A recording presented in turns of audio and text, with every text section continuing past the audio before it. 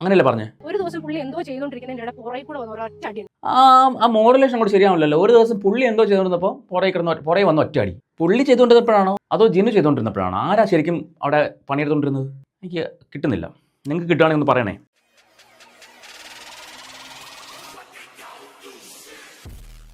എല്ലാ പ്രിയപ്പെട്ടവർക്കും പുതിയൊരു വീഡിയോയിലേക്ക് സ്വാഗതം. നിങ്ങൾ ഈ ചാനൽ സബ്സ്ക്രൈബ് ചെയ്തിട്ടാണോ കാണുന്നത്? അല്ലെങ്കിൽ ഒന്ന് സബ്സ്ക്രൈബ് ചെയ്തേക്കണേ. അതോടൊപ്പം തന്നെ ആ ബെല്ലൈക്കൺ കൂടി ഒന്ന് എനേബിൾ ചെയ്യണം. എനേബിൾ ചെയ്യുമ്പോൾ ഓൾ ഓപ്ഷൻ വേണം എനേബിൾ ചെയ്യാൻ. ഇല്ലെങ്കിൽ ഈ ചാനലിൽ വരുന്ന വീഡിയോകൾ നിങ്ങൾക്ക് നോട്ടിഫിക്കേഷൻ കിട്ടാതെ പോകും. ഞാനിത് പറയാൻ കാരണം കുറേയധികം ആൾക്കാർ സബ്സ്ക്രൈബ് ചെയ്യാറുണ്ട്, ബെല്ലൈക്കണം എനേബിൾ ചെയ്യാറുണ്ട്, പക്ഷേ ഈ ഓൾ ഓപ്ഷൻ എനേബിൾ ചെയ്ത് വയ്ക്കാറില്ല.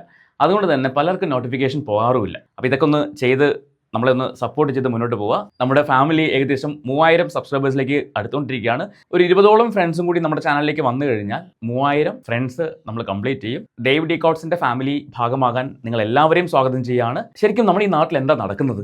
ഒരു സൈഡിൽ എമ്പുരാന്റെ വിശേഷം, ഒരു സൈഡിൽ ഇപ്പതേ പൾസർ സുനിയെ കൊണ്ട് വെടി പൊട്ടിച്ചിട്ട് റിപ്പോർട്ടർ ചാനലിൽ ഹീറോ കളിച്ചു നടക്കുന്നു. ഇതിന്റെ എല്ലാം ഇടയിൽ കൂടി നടക്കുന്ന ഒരു കാര്യത്തെക്കുറിച്ചാണ് നമ്മൾ സംസാരിക്കുന്നത്. നിങ്ങൾക്ക് എല്ലാവർക്കും അറിയാമായിരിക്കും, നമ്മൾ ഒരുപാട് വീഡിയോകൾ ഈ ഒരു വ്യക്തിയെക്കുറിച്ച് ചെയ്തിട്ടുണ്ട്.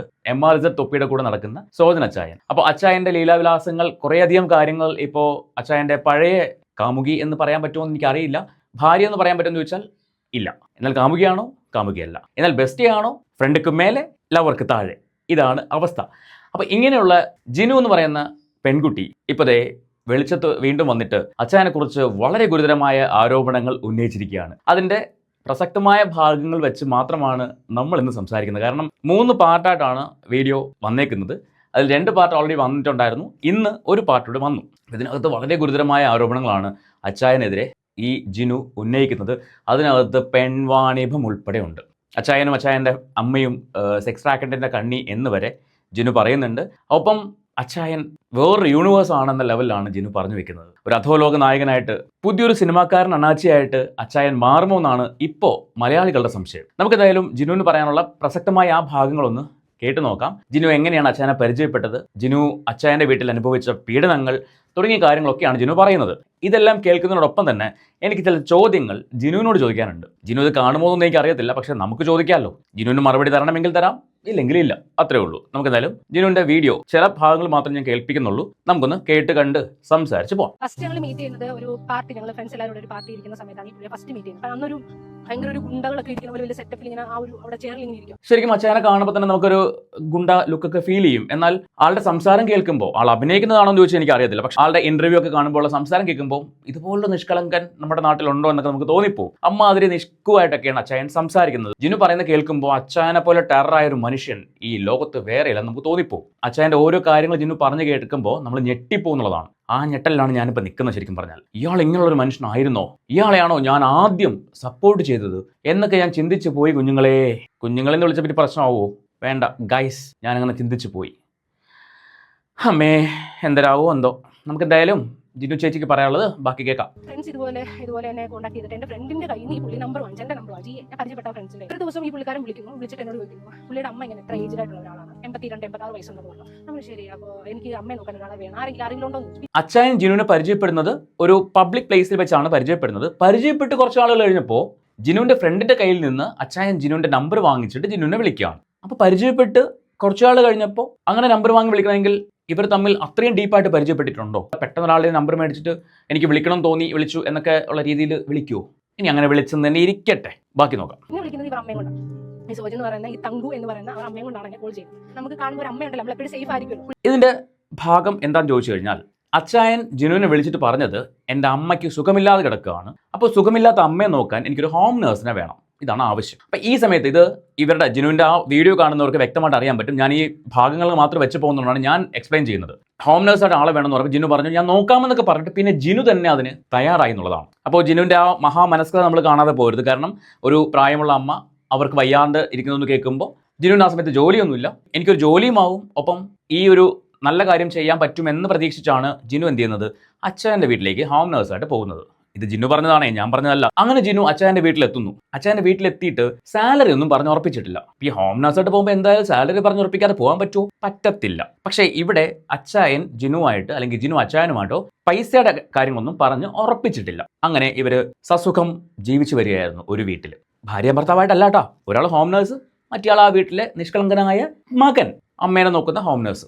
അങ്ങനെ ജീവിച്ച് വരുന്ന സമയത്താണ് അച്ചായന് പെട്ടെന്ന് ദേഷ്യം വരും. അച്ചായന് പെട്ടെന്ന് ദേഷ്യം വന്നിട്ട് അച്ചായൻ ഒരു ദിവസം ജിനുവിൻ്റെ ഫോൺ എടുത്ത് അറിഞ്ഞു പൊട്ടിച്ചു.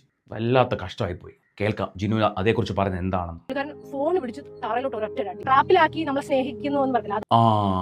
അച്ചായൻ ഫോൺ എറിഞ്ഞ് പൊട്ടിച്ചിട്ടും ജിനുവിന് അവിടുന്ന് പോകാനുള്ള മനസ്സ് വരുന്നില്ല. കാരണം മനസ്സിലാക്കേണ്ടത് ജിനുവിൻ്റെ ഉള്ളിൽ തുടിക്കുന്നൊരു ഹൃദയമുണ്ട്, ഒരു മകളുടെ ഹൃദയം. അപ്പം അമ്മയ്ക്ക് സുഖമില്ലാതെ കിടക്കുമ്പോൾ ഞാൻ എങ്ങനെ ഈ അമ്മേനെ ഇട്ടിട്ട് പോകുമെന്ന് വിചാരിച്ചിട്ട് ജിനു അവിടെ തന്നെ പിന്നെയും താമസമായി. ഇപ്പം ജിനു പറയുന്നു അച്ചായനും അമ്മയും കൂടി സ്നേഹിച്ച് സ്നേഹം നടിച്ച് പെൺകുട്ടികളെ ട്രാപ്പിലാക്കുന്ന ഒരു ടീമാണെന്നാണ് ജിനു പറഞ്ഞു വെക്കുന്നത്. പക്ഷേ ജിനു പെർഫെക്റ്റ് ആണ്. ജിനു ഒരു തെറ്റും ചെയ്യുന്ന ഒരാളല്ല. ജിനു പെർഫെക്റ്റ് ഗേൾ ആണ്. ഇതിനകത്ത് വേറൊരു കാര്യം കൂടി.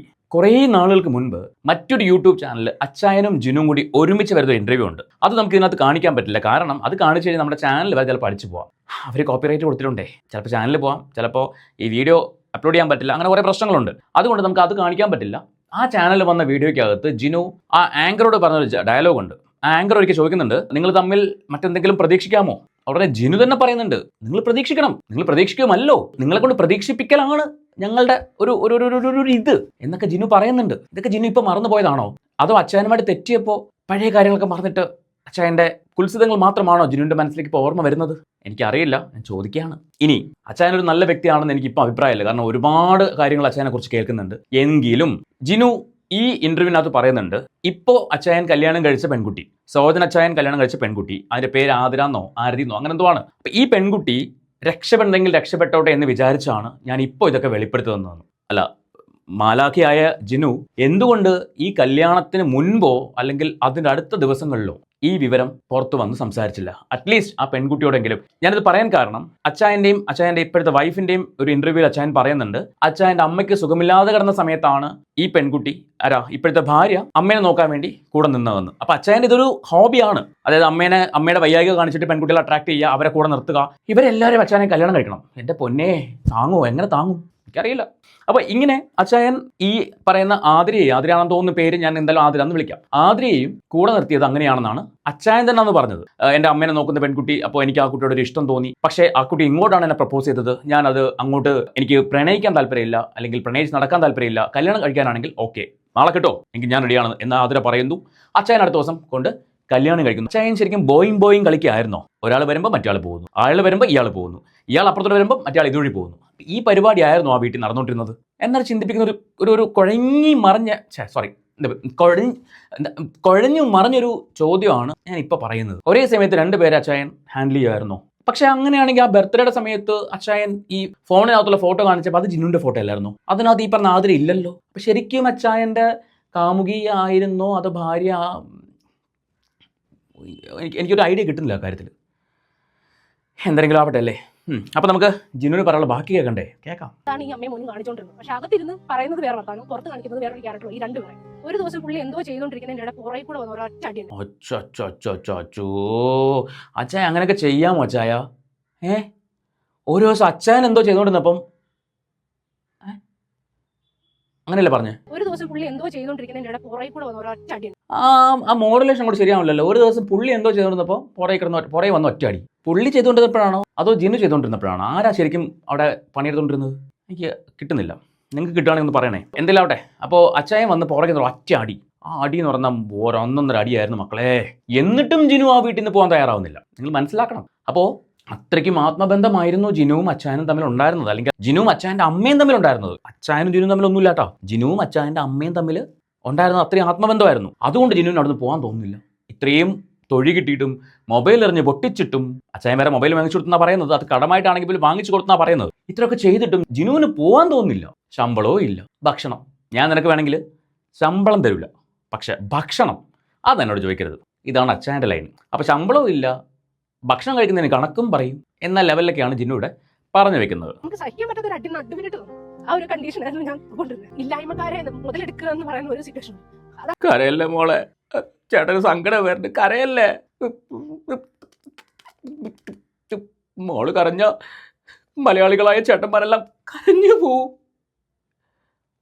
അച്ചായൻ അത്രമാത്രം ജിനുവിനെ വേദനിപ്പിച്ചെന്നാണ് ജിനു പറയുന്നത്. നേരത്തെ പറഞ്ഞ പോലെ എന്നിട്ടും ജിനുവിന് അവിടെ നിന്ന് പോകാൻ തോന്നുന്നില്ല. പക്ഷെ ജിനു പറയുന്നുണ്ട്, ഞാൻ ഇടയ്ക്കിടയ്ക്ക് പോകാറുണ്ടായിരുന്നു പിണങ്ങിയിട്ട്. പിന്നെ എന്തിനാ തിരിച്ചു വരുന്നത്? അച്ചായന്റെ ഭാര്യ അല്ലല്ലോ ഞാനെന്ന് ചോദിക്കുന്ന ജിനു ജോലിക്കായിട്ടാണ് നിൽക്കുന്നതെങ്കിൽ, ഹോം നേഴ്സായിട്ടാണ് നിന്നിരുന്നതെങ്കിൽ ഇത്രയധികം ക്രൂരമായ പീഡനങ്ങൾ സഹിച്ചും എന്തിനവിടെ പിടിച്ച് നിന്നു? ഇതാണ് എന്നെ ചിന്തിപ്പിച്ച മറ്റൊരു ചോദ്യം. ഇനി പുള്ളി കാണിക്കും, പുള്ളി എന്തെങ്കിലും ചെയ്യുമോ, ഇങ്ങനെ ചെയ്ത ഒരാൾ ഇനി എന്ത് കാണിക്കും എന്നുള്ള ഒരു വിപരീതമായിരിക്കും. ഇവന്റെ ആരാണ്? ഓ, പേടിച്ചിട്ടാണ് തൊഴിച്ചയാള് പിന്നെ വേറെ എന്തെങ്കിലും ചെയ്യുമോ എന്ന് പേടിച്ചിട്ടാണ്. ശരിക്കും ജിനു അച്ചായനെ വല്ലാണ്ട് പേടിച്ചു പോയി ഗൈസ്. ക്രൂരമായ മുഖമുള്ള, ബലിഷ്ഠമായ കരങ്ങളുള്ള, ആരോഗ്യ ദൃഢഗാത്രനായ അച്ചായനെ ജിനു ഭയന്ന് പോയി. എങ്ങാനും തട്ടിക്കളഞ്ഞാലോ, അതുകൊണ്ടാണ് ആ വീട്ടിൽ നിന്ന് പോകാത്തത്. നല്ല ന്യായീകരണം, സബാഷ്. അല്ലെ അവന്റെ പെങ്ങളാണ്, ഒരു ഇതുമല്ല എന്നെ സ്വന്തമാക്കണം. അതാണ് ഞാൻ ചോദിക്കുന്നത്. വൈഫാണോ, പെങ്ങളാണോ, കാമുകിയാണോ? ഇതൊന്നും അല്ല ഞാൻ. പിന്നെ എന്തിനാണ് നിന്ന് കൊടുത്ത്? അതിൻ്റെ ഒരു കഥ പറയുന്നുണ്ട്. ഞാൻ കൊടുത്തതല്ല, ഞാൻ ഇങ്ങനെ ചേർന്ന് നിന്നപ്പോ അച്ചായൻ അത് എഡിറ്റ് ചെയ്ത് കൊടുക്കുന്നതായിട്ട് ആക്കിയതാണെന്ന്. കേരളത്തിലുള്ള ഞങ്ങളെപ്പോലുള്ള സാധാരണക്കാർ കഴിക്കുന്നത് ചോറും ചപ്പാത്തിയും പത്തിരിയൊക്കെ തന്നെയാണ്. അതുകൊണ്ട് ഇതൊക്കെ കേട്ട കുറേയൊക്കെ ഊഹിച്ചങ്ങ് എടുക്കും. പുള്ളിയുടെ വൈഫാണ് ഞാൻ എന്നുള്ള ലേബലാക്കി കഴിഞ്ഞു. അങ്ങനെ ഒരു ദിവസം തൊപ്പി വരും. തൊപ്പിനോടൊക്കെ ഓൾറെഡി പറഞ്ഞു വെച്ചിരിക്കുന്നത്, എനിക്ക് തൊപ്പിനോട് അത്ര, ഞാനുള്ള കാര്യം പറയുകയാണെങ്കിൽ എനിക്ക് വലിയ മതിപ്പൊന്നുമില്ല, ആരെ പറ്റി വലിയ മതിപ്പില്ല.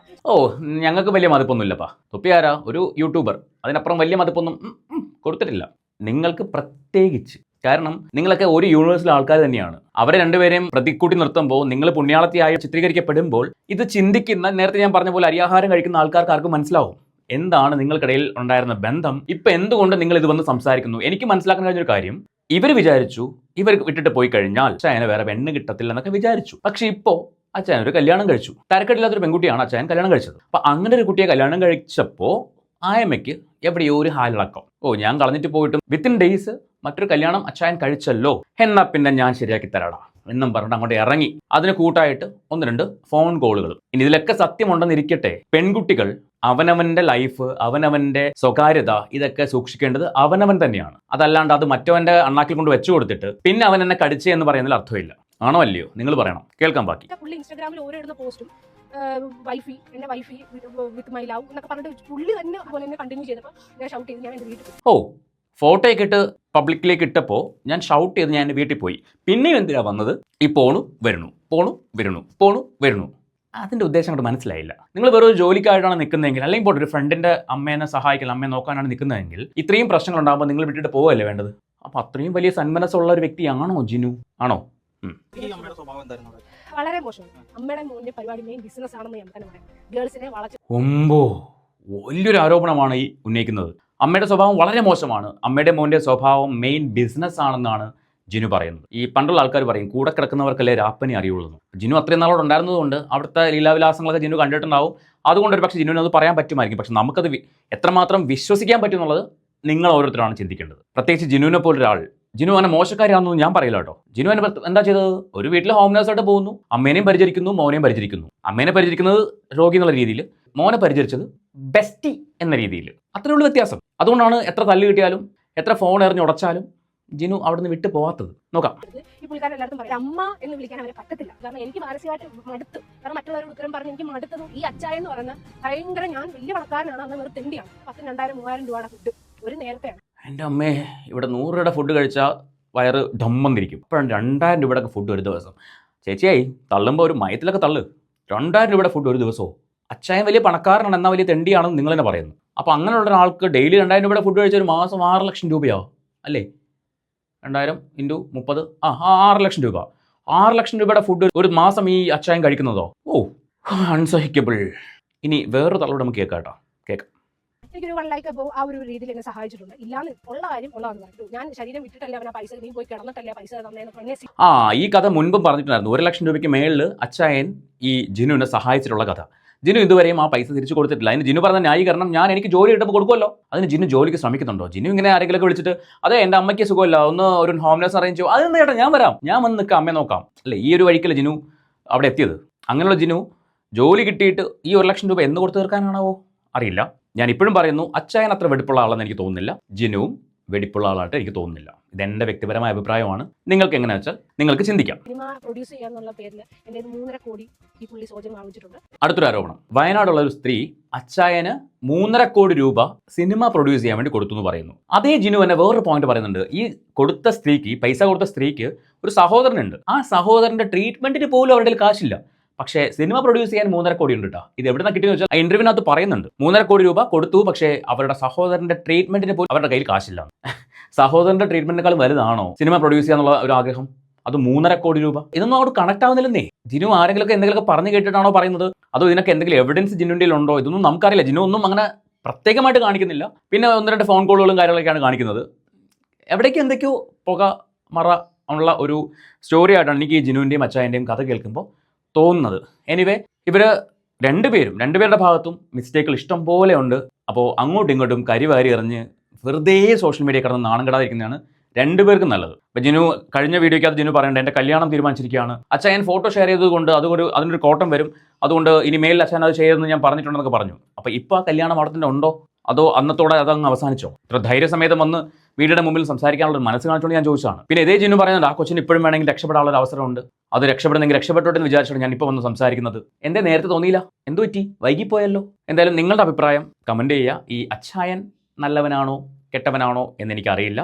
മൊത്തത്തിലുള്ളൊരു അഭിപ്രായം വെച്ച് നോക്കുമ്പോൾ അത്ര വെടിപ്പുള്ള ആളായിട്ട് എനിക്കും തോന്നുന്നില്ല. പിന്നെ ജിനു നല്ലവളാണോ കെട്ടവളാണോ എന്ന് ചോദിച്ചു കഴിഞ്ഞാൽ നിങ്ങൾ കണ്ടല്ലോ, ഈ സംസാരം കേൾക്കുമ്പോൾ മനസ്സിലാവുമല്ലോ എങ്ങനെയുള്ള ഒരാളാണ് എന്നുള്ളത്. സംസാരം കേൾക്കുമ്പോൾ ജിനുവിൻ്റെ ഭാഗത്ത് യാതൊരു തെറ്റില്ലെന്ന് തോന്നും. പക്ഷെ നമ്മൾ ഒന്നുകൂടി ചിന്തിക്കുമ്പോൾ എവിടേക്കോ എന്തൊക്കെയോ ജിനുവും സമ്മതിച്ചു കൊടുത്തിട്ടുണ്ട്, അതിൻ്റെ ഫലമാണ് ജിനു അനുഭവിക്കുന്നത് എന്നും മനസ്സിലാവും. സോ നിങ്ങളുടെ അഭിപ്രായം എന്താണെന്ന് വെച്ചാൽ നിങ്ങൾ കമൻറ്റ് ചെയ്യുക. അറ്റ്ലീസ്റ്റ് നിങ്ങളുടെ ഒരു ഹേർട്ടെങ്കിലും ആ കമൻറ്റ് ബോക്സിൽ കൊണ്ട് നിക്ഷേപിച്ചേക്കുക.